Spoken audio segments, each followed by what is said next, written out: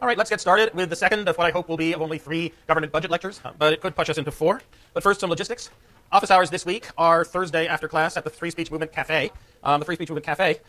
I'm sorry, but there have been too many bureaucratic meetings for me to keep my normal office hours this week, but things should settle down after this week. Lecture readings for this week are chapters 6 and 7 from my and Marty's textbook on the full employment model. And next week's readings are our chapters 13 and 14 on the long-term government budget problems and on stabilization policy, with the assigned section reading being the Congressional Budget Office's long-term budget outlook, 2 of the graphs from which are up in the slides. The take-home assignment is out. It's up at tinyurl.com/DL2011-0414A, and it has a longer URL up on the course website. The DL stands for DeLong. The 2011-0414 is the date. The A means it's the first file I've referred to using this URL shortening service today. And tinyurl.com is a nice little service because it means that you only have to type 11. Only have to remember and type 11 characters rather than the 50-character URLs that we have in the rest of the world. Why do we have these 50-character URLs in the rest of the world? Well, I think this is in large part Google's fault. Google indexes URLs and gives special priorities to URLs, so that if your URL contains the phrase mesothelioma, for example, it's going to get a much higher ranking in bunches of Google searches than if it doesn't. So as a result, all our URLs tend to become bigger and bigger as time passes. This take-home assignment in lieu of the second midterm will be due April 19th at the start of class, and I'm going to ask for electronic submissions. That I think that enough time has passed since the invention of the computer and the internet that I can ask you all to email a PDF file of what you've written, no more than 400 words, to me and to Dariush. And that way or at least I'll be able to grade more frequently and more effectively because I'll be carrying it around on my laptop as opposed to having to have brought the file along with me wherever I happen to be. So good luck, and maybe I'll talk a little bit more about it at the end of class. So logistics. I will go over this next time, so when we start talking about what's going to be on the final exam. Today I want to talk about the government budget, which means about government spending. And given the way that the political economy of the American government has evolved over the past 2 generations, practically all of the issues about government spending, and they're very important issues, revolve around medical care. So this is going to be a medical care financing lecture, which is somewhat bizarre. All right, that medical care is only one of many sectors in the economy. The government's role in it is rather special. You wouldn't think that medical care financing would be a macroeconomic topic. It's really a microeconomic topic. And the fact that it is a macroeconomic topic is the first and perhaps most important things to take away from this lecture. That is, medical care cost growth and medical care finance and medical care as a component of the economy has grown so large so rapidly as to make all government budget issues in the U.S. today essentially issues of medical care and its financing. And that's a very important thing to know and to remember. Now, at the moment, all the problems of medical care financing are kind of second-order problems. That at the moment our big problem is our unemployment rate is up at 8.8%, that our investment share of GDP is down from its normal 18% to 12%, and looking at forecasts, there doesn't seem to be much prospect of closing the large gap between the American economy's current level of production and its sustainable level of potential output for the next year or the next 2, no matter what. That's our big problem. That plus the possibility that some additional nasty thing might happen springing from the European financial crisis that would send the world into a deeper recession. Relative to that, the problems of financing medical care in the 1920s and 1930s would seem to loom rather small. But there will come a time when the economy will return to normal, and when output will return to its long-run trend, and unemployment will decline to its normal levels, and interest rates will return to their normal values as well. And then we will worry a great deal about government deficits, because then the argument that a government deficit crowds out investment and slow growth, it does have powerful force, and we will indeed want a low deficit or a government surplus to boost our rate of economic growth. And we call this date 2015, and we look forward to the world after 2015. And we see 2 big possibilities. The first is the Congressional Budget Office's current law baseline. What will happen if the Congress simply doesn't do anything, except do its annual appropriations bills, and the policy of the United States government remains on autopilot, and economic growth conforms to our current expectations? And in this scenario, starting around 2015, Social Security and all other non-interest spending in the American economy, they're about in balance. There are expectations of how much we're going to spend on infrastructure, on unemployment insurance, on the National Weather Service, on the National Park Service, et cetera, on Social Security, is that those numbers will grow in time, but even as society ages, those numbers are going to grow more or less in sync and in tune with the economy as a whole. What's not going to grow as tune with the economy as a whole is the federal government's commitment to medical spending, which has grown from 3% at GDP at the start of the 1990s to about 6% of GDP by 2015, and then will grow to amount to some 18% of GDP by 2080. That's the first big thing that's going to happen, this projected tremendous expansion of medical care spending as a share of everything we buy. The second big thing that's going to happen is the steady rise in government revenues, federal government revenues, as a share of GDP. From their current values, which have averaged about 18% of GDP for the past generation, all the way up to 31% of GDP. What's going to drive this? Well, the replacement of our current income tax system by the simpler and more draconian alternative minimum tax system, on the one hand, is in this forecast if laws aren't changed.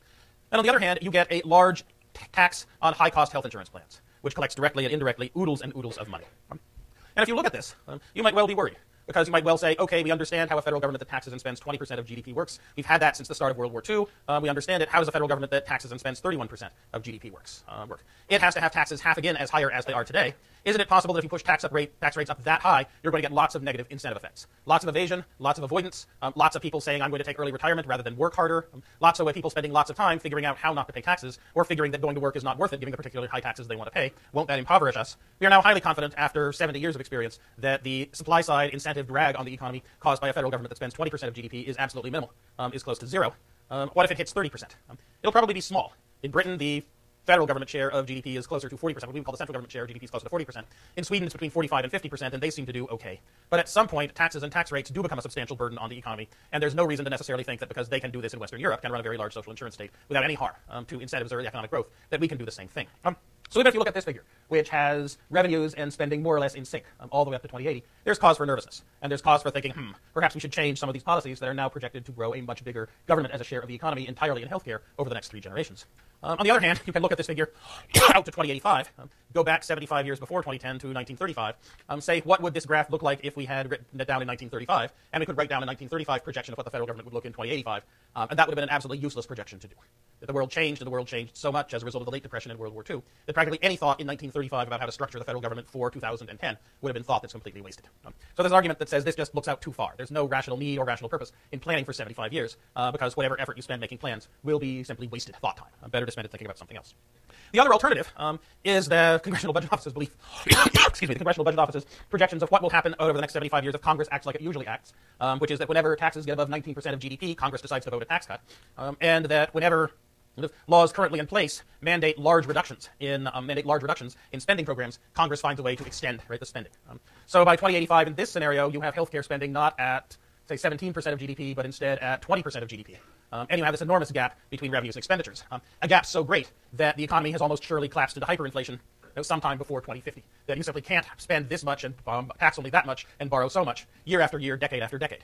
You can do it for 1 year or 5 years or maybe 10 years in a recession, but not for generations and not without any plans to deal with it. As I said, the difference between the alternative and the baseline, there are 2 small differences, 1 medium difference, and 2 big differences. The 2 small differences are the Medicare doc fix created by Newt Gingrich in 1997 and the research and development and other tax credits. The medium difference is the alternative minimum tax. The big difference are these 2 major policies put into effect with the Affordable Care Act, the tax on high-cost health plans and the entrenchment of the Independent Payment Authorization Board and its recommendations for cuts in Medicare reimbursement rates. Believe that Congress will stick to these policies, and you're in the baseline scenario. Believe that Congress is going to take a look at these policies and decide to repeal them, and you're in the alternative scenario. So, reasons to deal with this looming long-run fiscal crisis now, even though it won't get too big for quite a long time. Even if we stick to the alternative minimum tax, the alternative fiscal scenario. Our deficits as a share of GDP, they average 5% of GDP, including net interest, up through 2020. That means that come 2020, our debt to GDP ratio would still be 120% of GDP, and we've been there before. Britain's been much closer to there than before. In Britain, the debt to GDP ratio at its maximum after the Napoleonic Wars was well over twice kind of annual production, and that was the Britain that was undergoing the Industrial Revolution right there. So if you say our problem is when the debt to GDP ratio exceeds twice 200% of national product, which is probably the last date at which we could do something about it, well, that will be around 2030 or so, that we have to resolve this problem before 2030. So then why resolve it now? Why not wait until 2030 comes, or at least until 2030 gets closer? Well, there are 2 reasons to deal with it now. And the first is the later we wait, the harder it gets. The later we wait, the more time the interest groups that benefit from the current state of affairs have to entrench themselves. Hire lobbyists, figure out how to resist change. That this would have been a lot easier to solve if we'd solved it back in 1993, when Hillary Rodham Clinton put forth her proposal for health care reform. And right now, I think pretty much everyone is wishing that it had passed then, because then we wouldn't face this enormous problem. Or perhaps we face different problems, but they'd surely be smaller. So the later we wait, the harder it gets.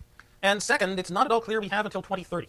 That is, at any moment, financial markets could decide that we're simply not going to deal with our problem, could lose confidence in the long-term fiscal soundness of the United States of America, as they lost confidence in the long-term fiscal soundness of Greece, and are now losing confidence in the long-term fiscal soundness of Ireland and Portugal. And when financial markets decide that we won't deal with our problem, very large inflation and risk premia go into our interest rates. Businesses begin to fear that in the future they'll be subject to large and random taxes, and businesses also fear that economic chaos will produce low output, and all of these discourage investment spending, which could cause a recession, could cause a bigger recession than the one we've been through, and would certainly cause slow economic growth. As everyone says, this country is a country with a dysfunctional government. You'd have to be an idiot to put your factories there. Put them in a country that knows how to tax and spend, that knows how to impose taxes to cover its spending programs and how to control its spending. And to the extent that the world market starts to do that, the United States then becomes a third-rate nation rather quickly. And financial markets could turn on a dime any moment. As I said in one speech I gave in Washington before a business group 4 years ago, that if all of you then in the room left it and went to your telephones and told the people managing your corporation's money to move it out of the United States because the United States fiscal situation was too risky and too uncertain, then this long-term future will arrive this afternoon.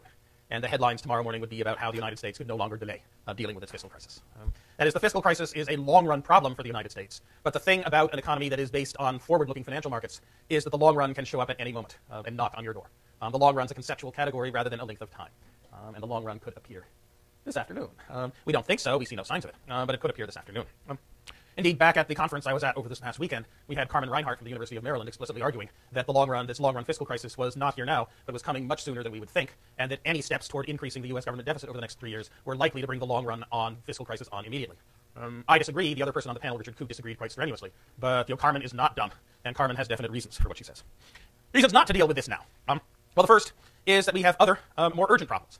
That focusing on the long-run deficit as the thing the United States government should be worrying about and trying to make a deal about this year guarantees that there'll be no action on speeding economic recovery from the recession, no action on dealing with global warming, no action on financial reform or rebuilding infrastructure or any of a whole bunch of other issues that are, if not more important in the long run, at least more urgent problems than we face now. So that's one reason that we have limited attention, and a problem that starts to bite only from 2030 is not something we should be spending our scarce attention on now when there are other things broken. That is the time to build your seawall against the tsunami is not when your house is on fire. Right? When your house is on fire, you put out the fire. Then you build the seawall. This is a seawall category problem for some future earthquake. The house is on fire. Deal with the fire. Second, we, and here we being the Democrats, we fixed the long-term budget back in the 1990s under the Clinton administration. And then the Republicans broke it in the 2000s. When George W. Bush came into office in 2001, he was looking forward to a world in which the United States national debt would have been completely paid off by 2010. And when the Federal Reserve Chairman Alan Greenspan's concerns with the national debt were concerned with what happens, how he's supposed to conduct monetary policy in a world in which there are no treasury bonds out there. And so since he can't see a treasury bond market, he doesn't know what the prices of financial assets, of safe financial assets are. And Greenspan said it was very difficult to do monetary policy unless you have a direct read on the prices of safe financial assets. So the United States government should not repay its whole debt.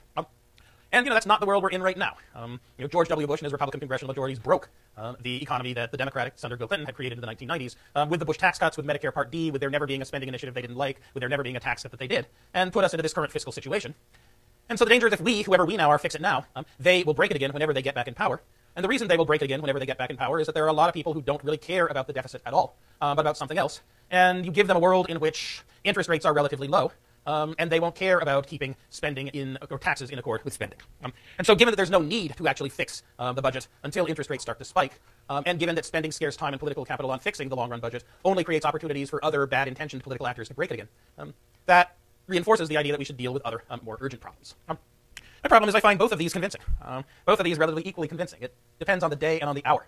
Which of these sets of arguments I find to be most convincing. But assume that we want to deal with the long-term fiscal crisis, and we want to deal with it now. That either we're looking forward to the alternative fiscal scenario and say, wait a minute, this is simply not sustainable. This gets us into Zimbabwe like hyperinflation ground within a generation, and we really don't want people to think there's any possibility the U.S. will get there. Or even this one, saying, hey, wait a minute, do we really want the United States government spending 31% of GDP by 2085 with this enormous commitment to healthcare spending? Shouldn't we think of some way to avoid that? By either of those arguments, and then we want to figure out a way to deal with the rapidly rising spending of the United States government on its healthcare programs. And for that, there really are three important graphs for medical care spending that I think you need to look at to get a sense of what the situation is. And the first one is this graph here, the countries of the Organization for Economic Cooperation and Development. See, after World War II, the United States decided that the industrialized countries of the world needed a special group for discussion and aid and consultation and research, simply because they were all facing similar problems, and they could use a kind of sounding board and focus group. And so the United States established first the Organization for European Economic Cooperation, and then once it was pointed out that Japan, Australia, New Zealand, and Canada were industrialized countries too that were not in Europe, and thus the United States was not in Europe, we changed it to the Organization for Economic Cooperation and Development. And over the years since, other countries have been occasionally let in as they grow richer. Mexico, Hungary, South Korea, etc. So we have this Organization of Economic Cooperation and Development, all the countries that have a claim to being industrialized countries rather than still primarily agricultural ones. And here we have total spending on health per capita in US dollars adjusted for differences in purchasing power parity because different countries have different exchange rates and price levels on the horizontal axis, and average life expectancy at birth on the vertical axis. And as I said before, you could possibly give the United States, say that the United States life expectancy number is perhaps 6 months too short, because we count as births a lot of premature babies that other countries don't count as miscarriages, because we have a high crime rate, because we're fat, and because we live in suburbs and drive cars all over the place rather than hoofing it off to the train or to the subway, and that those really aren't the faults of our medical care system. Although maybe they are. Maybe a good medical care system would have bunches of people wandering around with bullhorns yelling at people sitting down that they should get up and exercise. It's not quite clear. And so that our medical care system is actually delivering not totally subpar, but merely subpar performance. Right, then you take a look at the statistical regression line. Total expenditure on health per capita and life expectancy.